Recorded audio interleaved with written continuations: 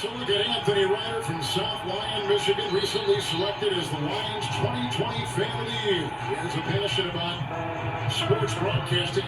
With the 112th selection in the 2021 NFL Draft, the Detroit Lions select Amon-Ra St. Brown, wide receiver, USC. One pride, baby! Yeah!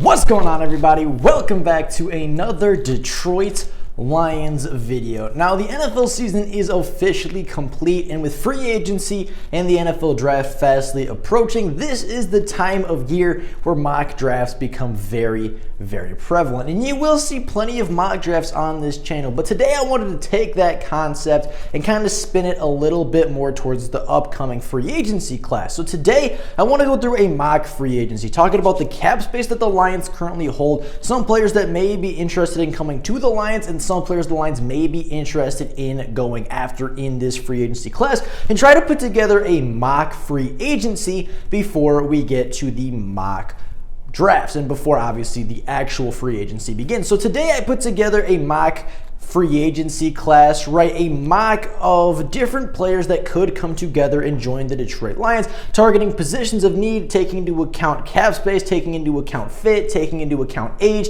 and scheme, and trying very hardly to stay with the model that Brad Holmes put in place a year ago when it comes to signing free agents. So with that being said, let's get right into talking about this mock free agency class. Now, the Lions currently have $22.7 million of cap space right now. That is before signing players, that is before re-signing players such as Jalen Reeves-Maybin, Tracy Walker, Charles Harris, and the rest of them. So I want to leave a little bit of money for that, and I want to leave a little bit of money for obviously the upcoming NFL draft, where the Lions will hold anywhere between 9 to 12 picks in this class, and they will need a decent amount of money for that. Now, cap space isn't the most important thing to keep in mind, right? The Cowboys are like 20 million over, the Saints are almost 100 million over the cap and have been there for almost a decade at this point.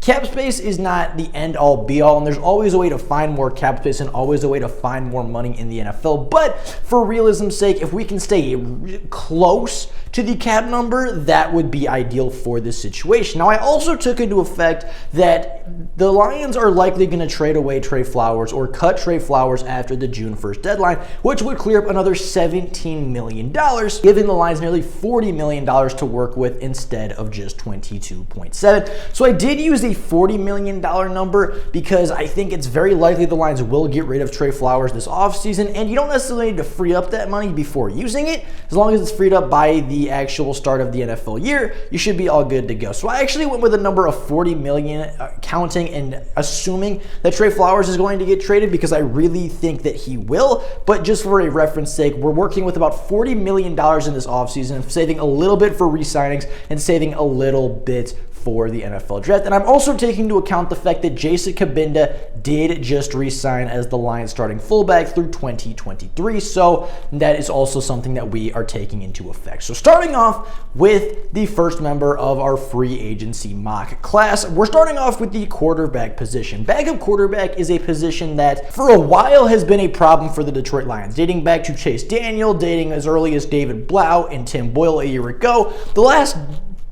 I don't even know how long it's been since the Lions have had a quality backup quarterback. Maybe Dante Culpepper in Stafford's rookie year of 2009 is the last time I can think of we having a quality backup quarterback that you could trust to step in and win games. And that is a big position that I want to address this offseason. And I found one player that we haven't really talked about a lot, but when you take into account his numbers, his starts, and actually his level of play in the NFL, it is not necessarily up there with the quality starting quarterbacks of the NFL, but it's actually borderline starting caliber. And that player is Nick Mullins, the quarterback currently of the Cleveland Browns and a currently unrestricted free agent. Now, the 27-year-old quarterback started his career with the San Francisco 49ers, where he had a 3-5 record, passing for around 2,800 yards, adding 14 touchdowns to 11 interceptions, something around that. And in his career, in his 17-game career, so if you take in that into account, right, this is essentially his season stats without chemistry with starting wide receivers. He has a 64.6% completion percentage, not bad at all, not necessarily like elite numbers, but not bad by any means.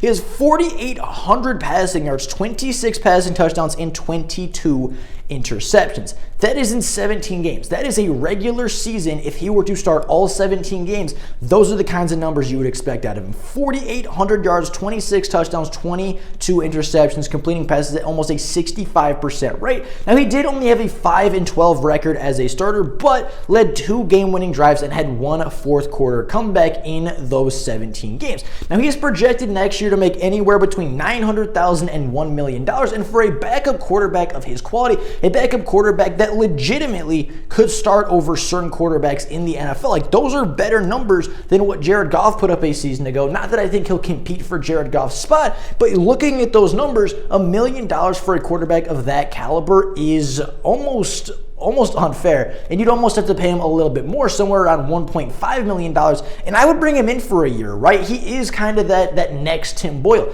He is that guy that you think he can develop and be that backup quarterback. You think he can step in and be a big part of this team, but you give him 1 year to prove that. You give him 1 year to gel with these guys. You give him 1 year to mesh with these wide receivers, and if it works out, it works out, and you re-sign him, and if it doesn't in the case of David Blau, and if it doesn't in the case of Tim Boyle, then you move on to the next offseason and you try again for that backup quarterback until you finally hit that guy. So a cheap quarterback, backup guy, and a guy that can step in, and in 17 games, which is a really specific number since it is the number of games that a NFL regular season is, he put up borderline starting numbers. You'd like to see the turnovers come down a little bit, but 4,800 yards and 26 touchdowns in 17 games is really not that bad.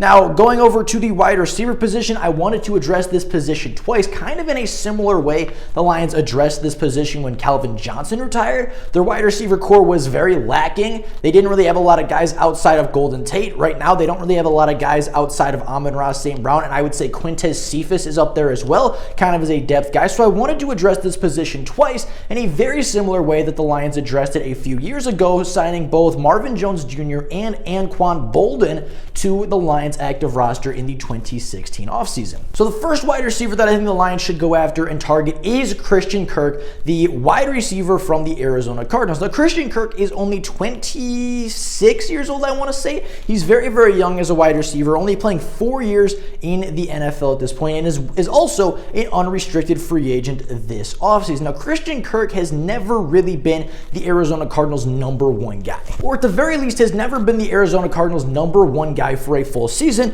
And of course, when you're sitting behind DeAndre Hopkins, when you have Rondale Moore to get touches, when you have James Conner to get touches, when you have Chase Edmonds, and obviously Kyler Murray with his scrambling ability, there's only so many plays where your wide receivers can get the ball, and there's only so many plays and so many opportunities for your wide receiver to get those statistics, get those targets, receptions, yards, and touchdowns. And yet Christian Kirk in 50 games has totaled over 236 receptions, 2,900 yards, and 17 touchdowns, and in his career has 252 touches, including kick and punt return and rushing attempts, for 3,044 yards and 17 touchdowns. He's always been a wide receiver 2 and sometimes even a wide receiver 3 on the Arizona Cardinals, and yet last year he led the Arizona Cardinals in both receptions, yards, and touchdowns through the air. So, I mean, he's a very good wide receiver, and he can be a legit wide receiver 1 in an offense that features him. It just so happens he's never been that number 1 guy in the offense, or when he was extremely young and not ready ready to step up into that role. Now that he's going into NFL season 5, he's finally starting to take that step, finally starting to break out and showing that he can be a number 1 wide receiver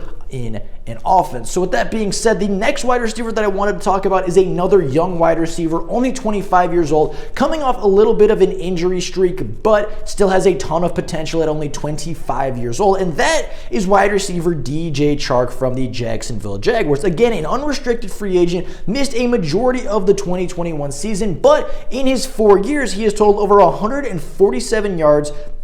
He has totaled over 147 receptions for 2,000 receiving yards and 15 receiving touchdowns. He's projected to make upwards of $1.2 million a season. And as I forgot to actually mention, Christian Kirk is set to make about $1.5 to $2 million a season. I would sign Christian Kirk to a 1-year prove-it deal to see if he can be that number 1 guy. And DJ Chark, I would do the same thing. Sign him to a 1-year contract in a very similar way that Tyrell Williams got a season ago. An injury-prone player that's put up a 1,000-yard season, a Pro Bowl season before, a guy that has been a wide receiver 1 in an offense and thrived in the past, and see if he can work out a little bit better than Tyrell Williams. This is a guy, again, coming off of injury, coming back from a team that already has Marvin Jones, already has Jamal Agnew, already has Laviska Shenault, already has a bunch of weapons for Trevor Lawrence to surround himself with, and they're already spending big money on 2 of their wide receivers right now with Laviska Shenault's contract coming up very soon. I don't think they have the money to spend on a 3rd highly paid wide receiver, and I think DJ Chark may just want to change his scenery, right? You might not want to go back to a new coaching staff for a 3rd year in a row. You might not want to go back to a brand new system with brand new players over and over and over again. And if you're going to go to a brand new system, why not get out of Jacksonville? Why not go somewhere that can help you be a little bit more competitive? Go somewhere that, has a more established quarterback. Go somewhere that has, a more established head coach. And I'm not saying the Lions are a top franchise or anything, a top destination for wide receivers, but if you're talking about, DJ Chark's mindset, he was just injured in Jacksonville. They already have Marvin Jones. They already have, Jamal Agnew. They already have Laviska Shenault. They already have, Travis Etienne coming back, who's going to take wide receiver snaps apparently. They already have James Robinson and Duke Johnson. They have a ton of weapons for Trevor Lawrence already, and you might not want to split time if you're DJ Chark. You're a former Pro Bowl wide receiver, and you're going to want to go somewhere that you can start, and you can start in Detroit for a decent amount of money. So I wanted to double up at the wide receiver position, kind of, take into account the fact that the Lions are really depleted at wide receiver, and bringing in 2 really young, very talented, high upside wide receivers that have shown production in the past, both of them nearly 1,000-yard receivers. DJ Chark did it in 2018. Christian Kirk was at 938 this year as far as receiving yards, only a few receptions from 1,000 yards. Those 2 guys I think can be big breakout players with the Detroit Lions. Now, the last player that I wanted to address on the offensive side of the ball was at the tight end position, as Brock Wright is an unrestricted free agent according to Over the Cap and is yet to be re-signed. So with that being the case, I wanted to upgrade, get a little bit more veteran, a little bit more seasoned veteran at the tight end position to back up TJ Hockenson, and I came across Ian Thomas, the tight end from Carolina. Now, he's only 25 years old and hasn't had a ton of statistical success in the NFL, only having 90 receptions for 802 yards and 4 touchdowns. For some tight ends, that's a really good season. For Ian Thomas, that's his entire career. Across 65 games, he has 90 receptions for 802 yards and 4 touchdowns. He's only projected to make $800,000 next season with whatever team he signs with, whether his contract is extended or whether he signs with a brand new NFL team. And bringing him in to be a tight end too with that kind of production, right, getting a reception, sometimes 2 receptions a game for some decent yards, and occasionally finding the end zone once or twice a season, that's not bad value for $800,000 a year to be your primary backup tight end. And that doesn't mean you can't bring back Brock Wright. That just means you don't have to spend another draft pick on a potential future tight end. Now, moving over to the defensive side of the ball, where I wanted to spend a little bit more money, right? On the offensive side of the ball, it's $800,000 for Ian Thomas, $1 million for Nick Mullins, $1.5 million, $2 million for each wide receiver. You're only coming out and totaling about $5 million, leaving about $35 million, $34 million, I would say, give or take, to the rest of the team and for the rest of the defense, and that's where you want to spend your big money because you want to shore up the defense first while you try to draft your offense into success. Now, the Lions struggled with defensive line depth a year ago, so I wanted to go out and address the interior defensive line first with Cincinnati Bengals defensive tackle B.J. Hill. Now, B.J. Hill is an unrestricted free agent this year at only 26 years old.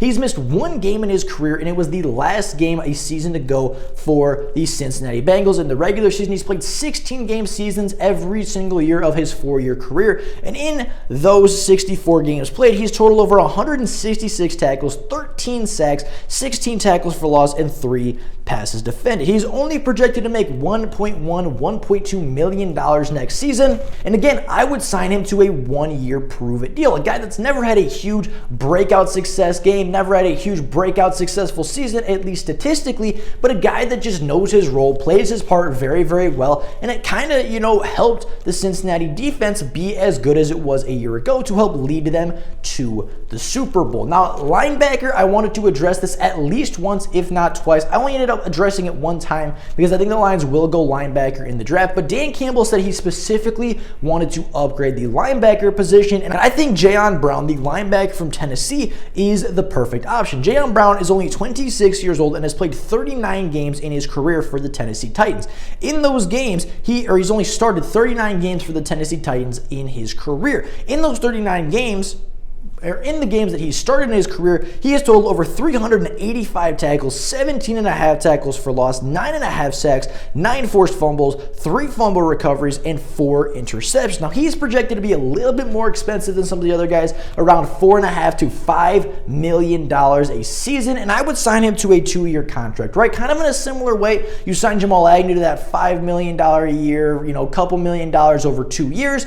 You give him a very similar contract. You see what he can do, see what he can provide to this linebacking core. If he steps up, then you got a long-term guy and you can re-sign him again and again and again, or you can sign him to a long-term deal, extend him as early as next season. And if he doesn't work out, you are not stuck with him for a very long amount of time. Now, I am aware that this is a little bit more pricey of a free agent, but still, with the other two, with B.J. Hill and Jayon Brown both adding up, you're still at $29 million left of cap space to spend, assuming you leave about $10 million for the draft class and assuming whatever you have for maybe another $10 million for the re-signings, you're still around $9 million left annually for the Detroit Lions this season, and you're going to go a little bit over, but you also might not spend all that money in the free agent or in the draft class. So with that being said, I have a couple other free agents and a couple other pricier free agents that the Lions can go after with nearly $30 million left in cap space with this point in time. Now, one player I think is very big for the Detroit Lions to get this offseason is a veteran safety, and there is nobody that makes more sense than Marcus Williams, the safety from New Orleans. Marcus Williams is only 25 years old, has played in 76 games for the New Orleans Saints over his 5-year career, totaling over 320 tackles, 33 forced fumbles, 2 fumble recoveries, 15 interceptions, and 38 passes defended.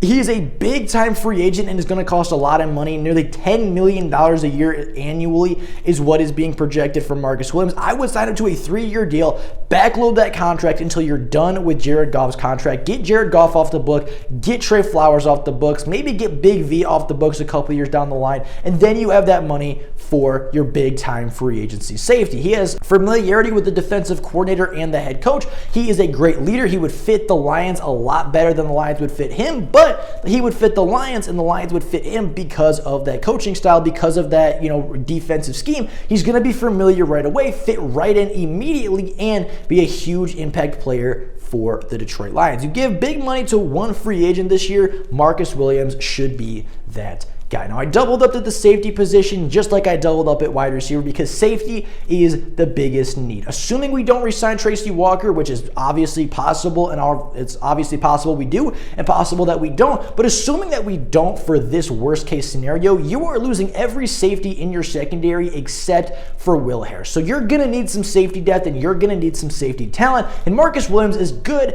but he's not good enough to play all safety positions. He's not good enough to fix the safety position by himself. himself. And with the recent news and rumors that Jabril Peppers could be interested with the Detroit Lions this offseason, he is the other safety of this mock free agency class. A 26-year-old safety from the New York Giants has played 61 games in his career for both Cleveland and New York, totaling 333 tackles, 21 tackles for loss, 4 forced fumbles, 5 fumble recoveries, 4 interceptions, and 25 passes defended. He's a defender that is extremely versatile in the secondary. He can play anything from linebacker, edge rusher, slot wide receiver, or of course his natural safety position. He is extremely versatile, projected to make about $2.5 million a year. I would give him a 1-year contract, see if he can prove, see if he can step up and kind of solidify himself into one particular role and be a full-time starting safety for the Lions. Or maybe you move him to linebacker and you put him as a full-time starting linebacker in the NFL. Either way, you give him 1 year to show exactly what he can do. Give Aaron Glenn 1 year to see what he can do with a talent like Jabril Peppers. And if he works out, you re-sign him. And if he doesn't, he's not long-term on the books as a player that's good at everything, but not great at anything. And then the last player that I wanted to take a look at was Vernon Hargreaves, the cornerback out of Cincinnati. Now, Vernon Hargreaves is a former first-round pick from the Tampa Bay Buccaneers and was the 11th overall pick in the 2016 NFL Draft. Now, Vernon Hargreaves is currently on his 4th team and will be going to his 5th team this offseason. But in the 69 games that he's played, he has totaled 290 tackles, 2 forced fumbles, a fumble recovery, and 4 interceptions. Now, he has not lived up to the hype. It has not lived up to the value of the number 11 overall pick. But what would be more Brad Holmes than to pick up a former draft bust, give him a chance in Detroit, give him an opportunity to show what he can do at the NFL, give him an opportunity to start or at least compete for a starting spot and see if you can get the most out of a hardworking former first-round pick looking to make amends and looking to live up to that first round pick. So with that being said, that is all for you guys today. That is my first mock free agency class. You address the backup quarterback, wide receiver twice, safety twice, get a quality young linebacker, a quality young cornerback, or at least a former first-round pick with a lot of potential, and a quality young backup tight end. Now, all of these players, again, are extremely young, and a lot of these players are only getting 1-2-year deals at the most. There's only 2 players getting multi-year deals, and that is, of course, Marcus Williams and Jayon Brown, 2, I think, of the most proven players from this free agency class. But just like Brad Holmes a year ago, I wanted to prioritize youth. I wanted to prioritize finding those guys that have shown flashes in the past but need a little bit more time to develop. And I wanted to prioritize guys that, are going to be low risk but high reward kind of guys. Your Charles Harris's, your Jamal Williams, your, Khalif Raymond from a season ago, your Dean Marlowe from a season ago, right? Those guys that are low risk but high reward. Guys that may not have a lot of expectations coming in, but have the opportunity and the ability to make big things happen once they're actually in Detroit. So with all that being said, that is all for you guys today. Let me know what you guys think about the mock free agency class. Should we do this again with new players, or should we stick with just the mock drafts? Let me know what players you guys would like to see the Lions target in free agency down in the comments below. With all that being said, that is all for you guys today. Thank you so very much for watching. Until next time, and as always, go Lions!